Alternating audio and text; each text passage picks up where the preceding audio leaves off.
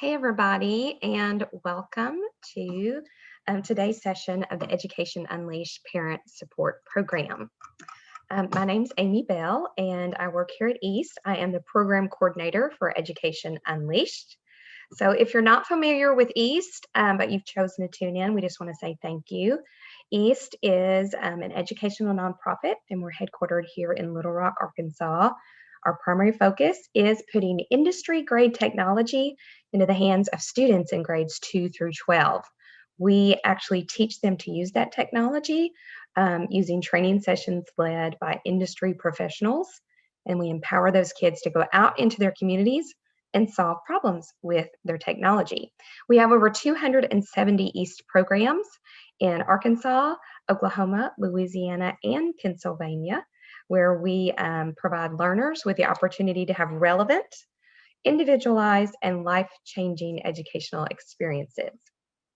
Now, we also provide professional development and support through our Education Unleashed program. We provide customized training sessions each year to educators, co-ops, and civic groups. So thank you for joining us. Today, we are talking about Google Chrome, and we're going to cover the basics of Google Chrome. Now, I've put a link in the chat to my handout.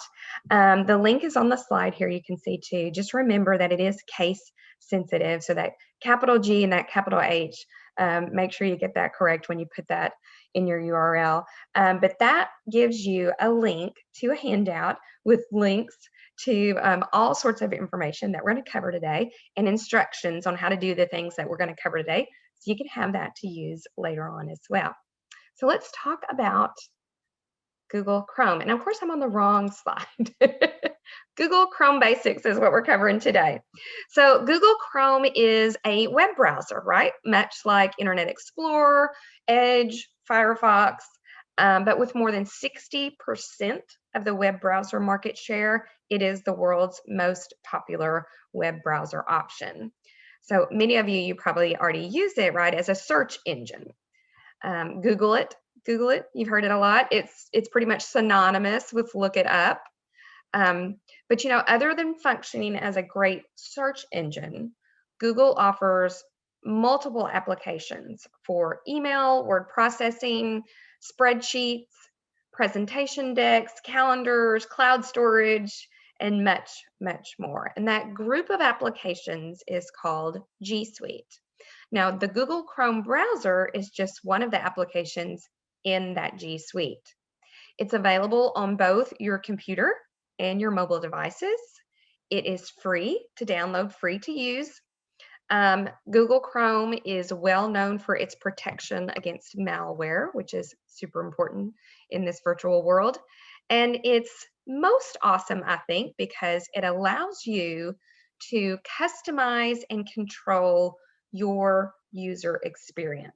We're going to talk about ways to do that today. Google Chrome browser is cloud-based. That means all of your information, all of your stuff that you're tracking, it syncs to all of your devices. So it's not on the hard drive of your computer, it's out there in the cloud. That means if you sign into your Chrome browser on your phone, on your mobile device, all of your stuff is there for you. You don't have to go back to that individual computer and find things on your hard drive. It follows you wherever you go, which is life-changing, I think. So if you don't already have Google Chrome on your computer, you're going to want to download that, right? So super easy to do that. I'm going to take you to that site on how you do that. And once again, this link is included in that handout that I'm sharing with you. But here's step-by-step instructions from Google on how to download and install Chrome. Just follow the steps. It's super easy. Once you've got Chrome on your computer, you're going to want to make sure that you have a Google account and that you sign into that Google account. Because I mentioned this customized user experience a little bit ago. You can't do that unless you sign in to Google Chrome with your Google account. Now that's super easy to do as well. I'm going to walk you through that right now.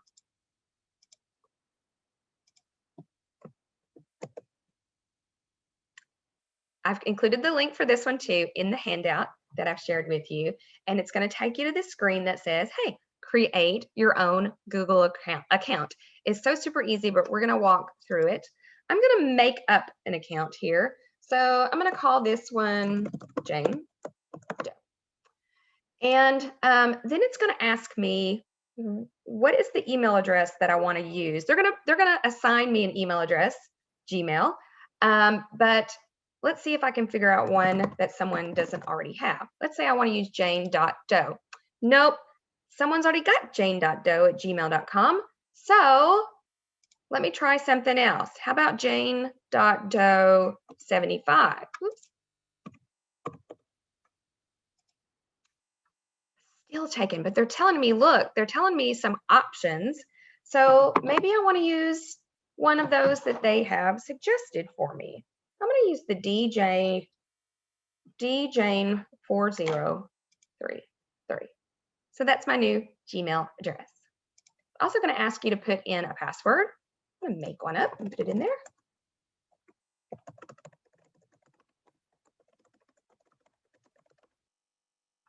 Hope they're both matching. Nope, they're not.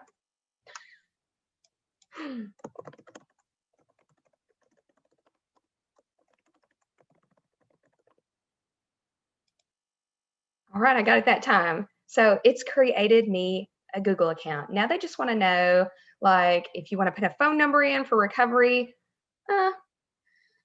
Okay. I wonder if I can get past it without it. Nope, yeah, I don't have to put in the phone number, but I do have to put in a birth date and a gender. I'm going to make that up as well.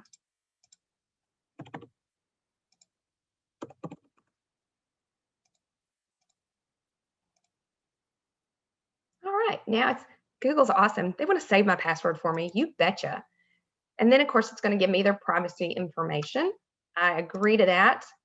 I now have a Google account. Woohoo! So if the way that I know that it's me, that this is my Google account, look, it provides a little icon in the top right-hand corner of my screen. And if I hover my mouse over that, it tells me which account this is that I'm signed in with. It even gives me my email address. So once I have that, I can begin to customize my user experience in Google Chrome.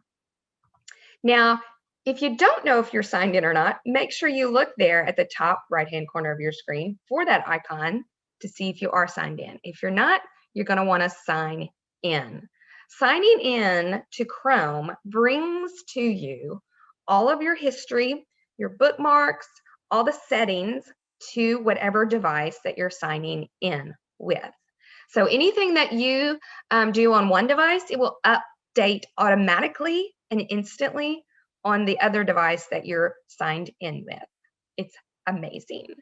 Now, one really cool thing about Chrome, and one way that I use Chrome, is you can have multiple Chrome accounts. Now, why would I need to do that?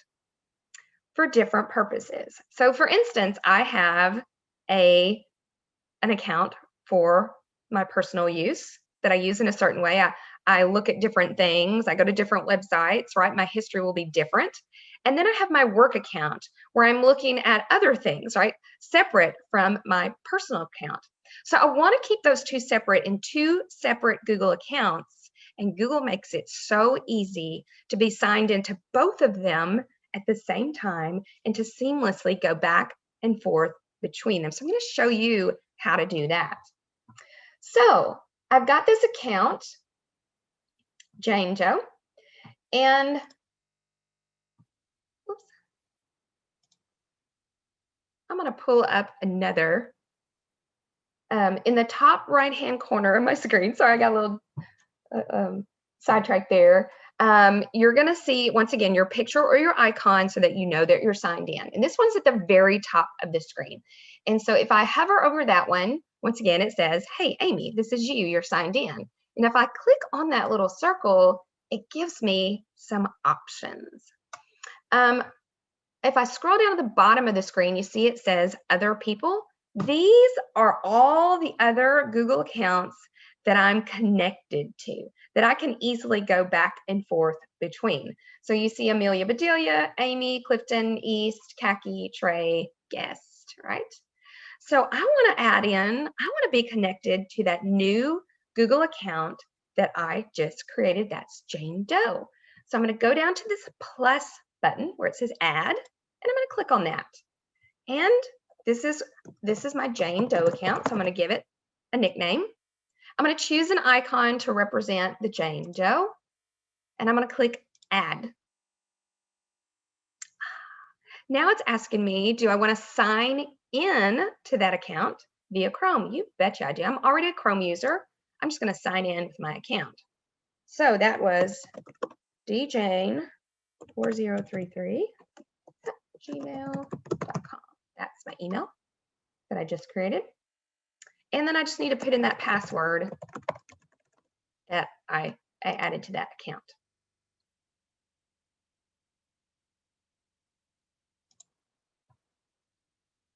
Now it's asking me if I want to turn on sync. Now turning on sync allows you, once again, to pull up all of your stuff on whatever device that you are logged into. So of course I want to do that. Yes, sync all my information. Now, look, I'm in the Jane Doe account. If I hover over there, over that circle in the top right-hand corner, that tells me I'm signed into Jane Doe account. If I click on that circle, guess what it shows? All those same accounts that I was linked to in my other account, right? So how do I get back to that other account that I was in? Because I want to easily go back and forth between them. Whoops. If you look at the bottom of my screen, and I don't know if you can see it, I hope you can see it, you will see icons for each Google account that you have open. And by simply clicking on one, it will take me back to that account. Seamlessly back and forth, icons on the bottom of your screen, click on them to go to one or the other account you have open. I can have more than one Google account open. Once again, I can go up to that icon of myself in the top right corner of the screen, click on it, and I can go to, let's go to this account of my own. Now I'm in that one. I go back down to the bottom of my screen and just click on the account that I want to go back to. It is that simple, guys. Now you might have noticed, of course I'm going really fast, but there's some things that are really different about each account that I clicked on. Did you notice it? It's the way that that screen looks. So this is my work account. This is my East Initiative account. The screen is a London, the scene is a London scene, right? If I click on my personal account, my screen has a cup of coffee with flowers. It's totally different. I can easily tell which account that I'm in, which one I'm using, because I want to use them separately. I want to keep my personal and my business stuff separate, right? I'll give you some more examples. If I go to my son's account, yes, you can link your kiddo's account on here. I know that's his account immediately just by the look and the feel of it. I've even got my husband on here, and his account looks different too, and it's not coming up, of course. All different, all used for different reasons, different bookmarks, different search history. You can use them in different ways. So do you want to know how to make your account look like your own? Yes, that's the fun part, right? It's something called themes. And we're gonna show you how to get yourself a theme for your Google account so that you can make your screen your own. It's very, very simple. You're just gonna go to the Chrome web store. So let's go there. Oh, I tell you what, let's go there with Jane Doe, because she needs a theme, doesn't she? She needs to personalize the look of her Chrome browser. So once again, this link is included in the handout. The link for that is in the chat. Make sure that you are case sensitive if you're typing it in. but you can also just click on it in the chat to get there. So the links to all of this is included in there. This is the Google Chrome Web Store. This is where you can download things to customize your experience. On the left-hand side here, you see that I am clicked on themes, because we're not going to talk about extensions today, but we're clicked on themes. When we do that, Google is going to give us hundreds and hundreds of options for themes, or the look, changing the look of our tabs when we open them up in Chrome. So there's tons of them. I can also go to the top here of the Chrome Web Store and I can search for one. So maybe I have something in mind that I prefer. How about, I like Kate Spade. How about you? I'm going to make sure again I click on themes. And look, there's a Kate Spade theme and it is free. I'll tell you this, I've never paid for a theme. There are themes out there on the Google Chrome Web Store that you will have to pay for. I've seen them for $1, $2. Most are free. Highly encourage you to use the free ones. And they're easy to download. So I'm just going to click on that one. I think I like that one. I think Jane Doe would like that one. So I'm going to click on Add to Chrome. It's that easy. It's going to take it a few seconds. But look, did you see the change in my screen already? Yeah. So if I open a new tab, that's what it looks like. So now if I use this Jane Doe account, I will know immediately that's Jane Doe's account simply by pulling up a tab and seeing the background, the theme. And so just remember, that's the theme for Jane Doe. So that did not affect my other accounts. They remain the same theme that I assigned to them. Super easy way to individualize each account you're using and to quickly recognize which account that you're in. Let's go back to Jane Doe's account. So with Google, with your Google account, right, you just created, not only do you get access to a Chrome browser, you get access to all the Google applications in the G Suite. They're easy to access if you know the name of them. So for instance, Gmail, it's easy to access by typing it into the Omnibox, which is this search bar up here. You can type in mail.google.com. You can type in calendar.google.com, or you can use what we call the waffle. And that is in the top right-hand corner of your screen again. See how that looks like a waffle? If I hover over that with my mouse again, it says Google Apps. So I want to click on that. And look, there's all the Google Apps that I have access to. I have an account with all of these applications. If I want to go to one, let's say I want to see my calendar, I just click on in that box and it's going to open up the calendar. Now, she's not used her calendar before, so it's going to give me some messages, but it's ready to go. So I have access to my calendar. If I want to open a different application in a different tab, that's easy too. You go up to the top of your screen and see if I hover over that plus symbol in the top, it tells me new tab. Oh, okay. So I'm going to click on the plus. I get a new tab open and I want to go now to Google Drive. I store all my documents in Google Drive. But it did not kick me out of Google Calendar. If I go to the top of my screen, I still have multiple tabs open that if I click on each tab, I can go back to what I'm doing in that tab. Well, I have another tab open. Pretty cool, huh? I can open so many tabs that it fills up the top of my screen. I can just keep going, keep going, keep going. So you can have, I don't know what the limit is on Google for tabs, but I can tell you I've had 50 or 60 tabs open at certain times when I'm researching projects. So open all the tabs you want, do all, look at everything you need to. But at some point, you're going to want to close those tabs. Now, here's what you don't want to do. You do not want to go up to the top right hand of your screen and see as I hover over that X, it turns red and it says close. That will close your entire window. So all the tabs you have open will be closed. So that's not what we want to do. We just want to close specific tabs. So to do that, I just go to the top of my screen and I find the tab that I'm not using anymore, I want to close out of, and I hover over the X and click the X.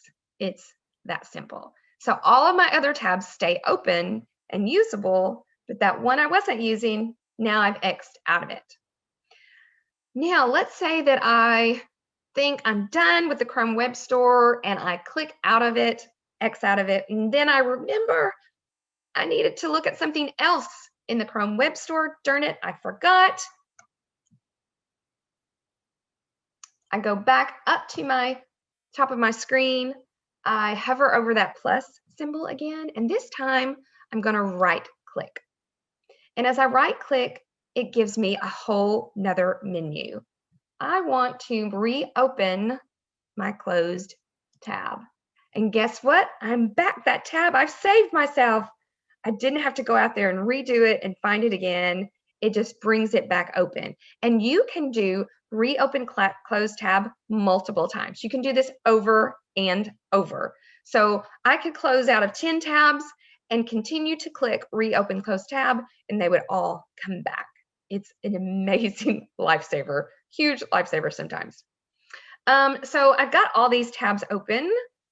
They're not in the right order that I'm using them. So maybe I have like so many like this, and I'm going from this one, and now I'm working on this one, and I'd like for them to be next to each other. It'd be a whole lot easier for me to access them, right?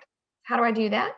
I simply left click on a tab and I drag it, just drag it to where I want it to be. And I can do that with all my tabs. Move them around and put them in the order that I'm using them that are most easy to access for me. You can also do what Google calls pin a tab.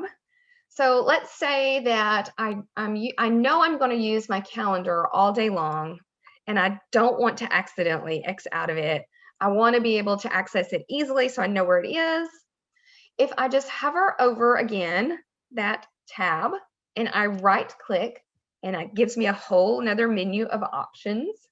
One of those options is pin. So I'm going to click on pin. And did you see what happened? So the calendar tab went all the way to the left of my screen, and it's much smaller than the rest of these tabs. It's also missing something. It's missing that X. So I cannot accidentally X out of this. So like for instance, when I'm working during the day, a lot of times I will pin my calendar and my email to the left of my screen so that I know where it is, it's easily accessible, and I'm not going to accidentally X out of it.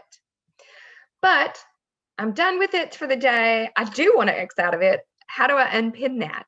Super easy. Go to that tab, right click again. You're going to get that same menu we saw last time, except something changed. And now it says unpin. So we're just going to click on that and we're going to unpin it. Now it's unpinned. I can easily X out of my calendar if I want to. That's called pin tabs. You can group tabs together. So let's say that once again, you're doing some research, and maybe you're doing research on multiple topics, and you want to make sure groups of tabs that go together, things that you're looking at, are all grouped together. Great way to do that. You can once again go up to the tab that you're interested in first grouping together, right click on it, and you're going to see that menu again. And you're going to, where does it say? Add tab to a new group. So I'm going to click on that. It's going to ask me to name this group. So I'm going to name it sunflowers. Maybe I'm doing some research on sunflowers and I want it to be orange to easily see those. And I'm going to just hit enter. Now this tab has the orange associated with it, and the group is called sunflowers. Okay, so now I've got another tab way over here, and I'm going to right click on it because I want to add it to that group too. And I'm going to hover over add tab to group. Now it's going to give me some options. I can either create a new group to put it in, or I can add it to that sunflowers group. And when I do, did you see what happened? It moved over here to this tab next to, so they're going to group them together and color code them for easy reference, easy access. Once again, easy to ungroup those. Right click on that tab, excuse me, and go down to where it says remove from group, remove from group. Great little tool for you and your kiddos if you're doing research. All right, so we did arrange tab. Oh, mute tab is something that I use a lot. So let's say you're on a website like YouTube.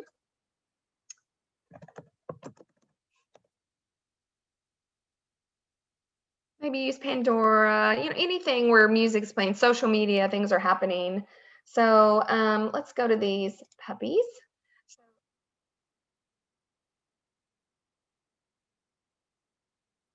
So the video starts playing and there's music. Maybe you've got social media on another tab and something starts up and starts playing. What you'll notice, and I'm just gonna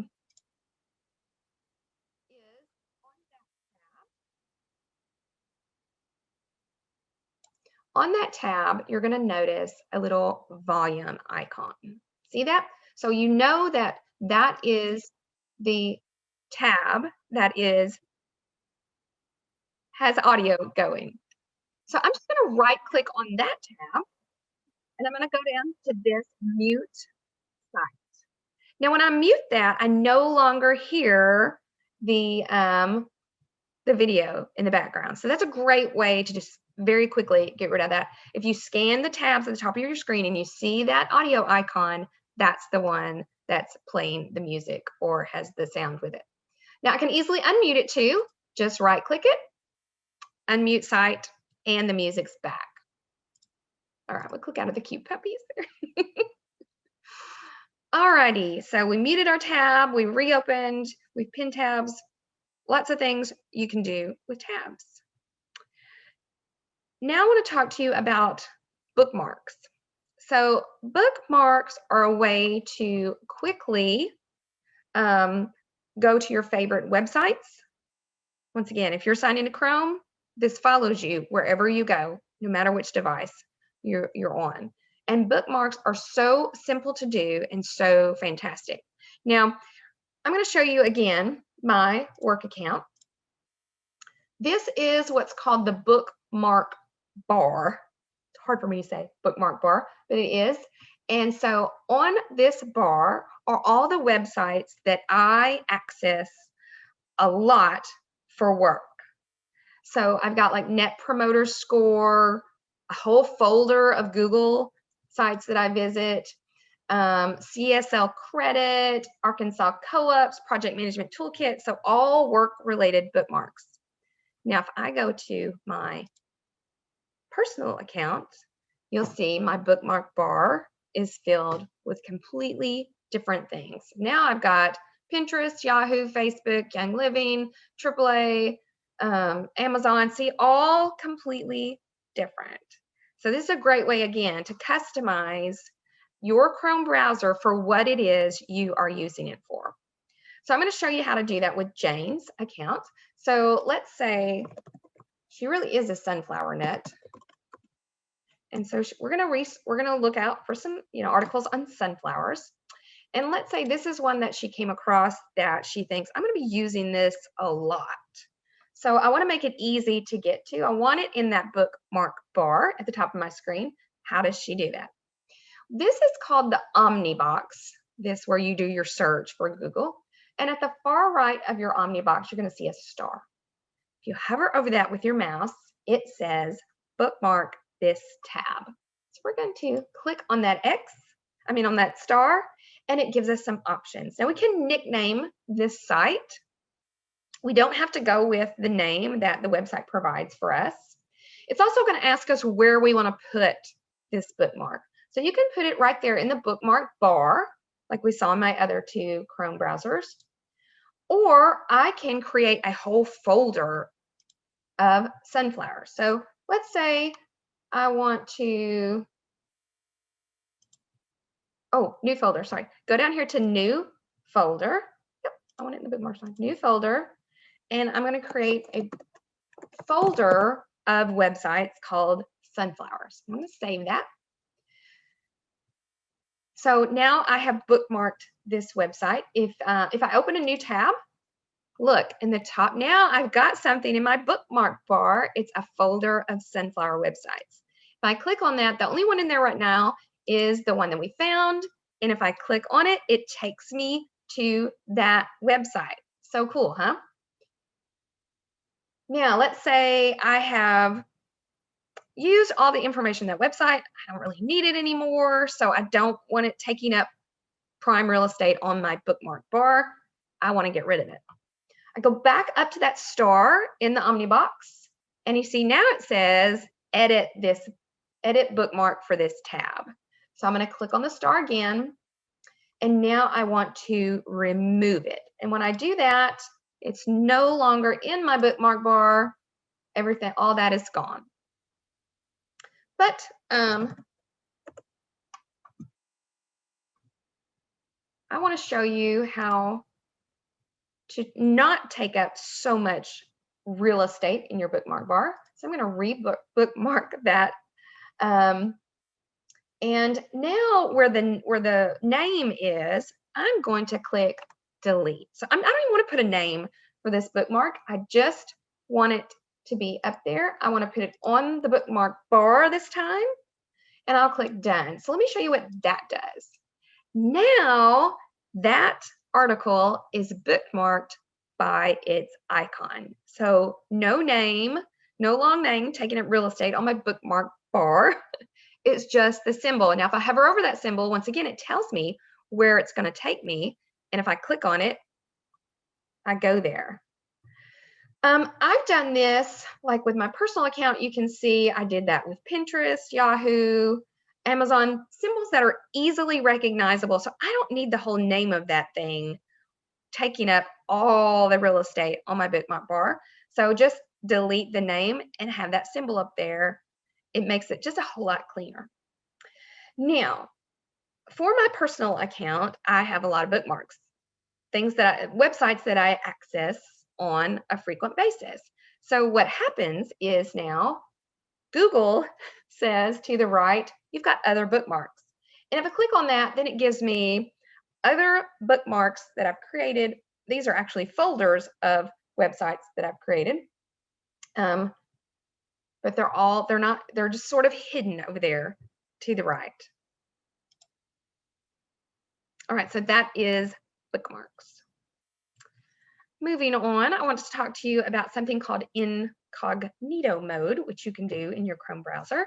So if you want to, let's say you're out on a public computer, let's say you are sharing information, but you don't want to, right? So you want to use an incognito mode. This will prevent pages you're browsing from putting cookies or being stored in your browsing history. Just have to open them in an incognito window. If you don't want Chrome to remember your activity, your browsing history, you can do that privately in an incognito mode. It's super simple to do. We're going back to that top right-hand corner of our screen, and you see 3 dots. We call this the snowman, we call this the kebab, we call this the hot dog. Those 3 dots always mean more when you're in Google. So if I hover over those 3 dots, you see what it says? Customize and control Google Chrome. If I click on that, it gives me more. It gives me another menu. And in that menu is a new incognito window. So I clicked on that. As you can see, it looks just like my main Chrome browser, except it has this silhouette of the hat and the glasses. Now, everything that I do in this window will not be saved. It won't keep my browsing history. The cookies won't be there. I often use this if I'm out at a public computer and I just use a new incognito window, and then I can shut it down easily and make sure that all my information is safe. To get out of it, I just X out the window this time, not just the tab, the whole window, and I'm back to my normal Chrome browser. Now, something similar that Google does is called guest mode. So let's say you've got your computer open and someone else needs to use it. You don't want to make sure that they have access to your bookmarks or your history or all your settings, you can create a guest account for them. And it's so super simple. So if you go up to that top right-hand corner again, seems to be all the important stuff is up there, and you hover over the small circle with your icon in it. And once again, it gives you all the accounts you have access to. And at the bottom of that, it says guest. So click on that guest. It now says you're browsing as a guest. Essentially, you don't have access to all of my settings. You can see that it looks different. It's not going to keep a browser history for you, so your friends are safe putting in their information as well. And when they're done, you simply X out of the entire window, and all the data that they worked on is removed from Chrome. It's pretty cool. Okay, changing gears into another cool thing that Chrome does is you can cast your screen of your computer to your TV very, very easily. Once again, we're gonna go to that More button, those three dots, remember the More. And if I click on that and I go down the row, you're gonna see Cast.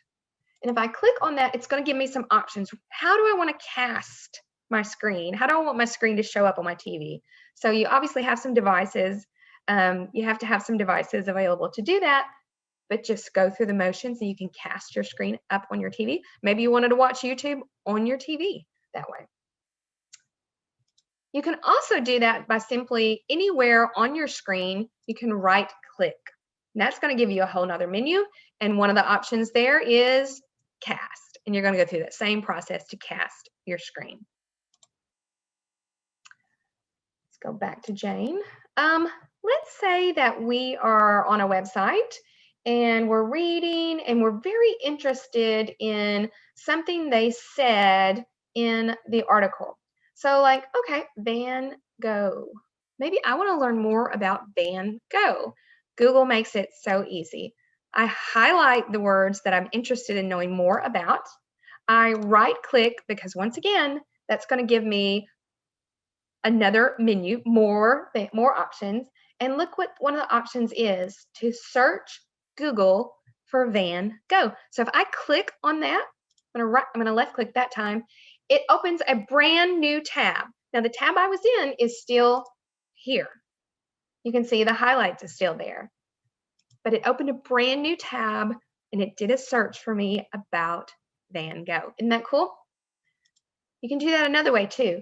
Highlight that information and then left click on it and drag it to the Omnibox, let it go and hit enter.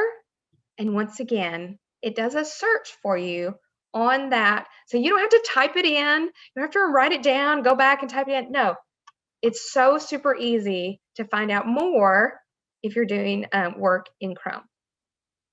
So the last thing I want to tell you about is how to clean up your Chrome. So Chrome is typically pretty fast.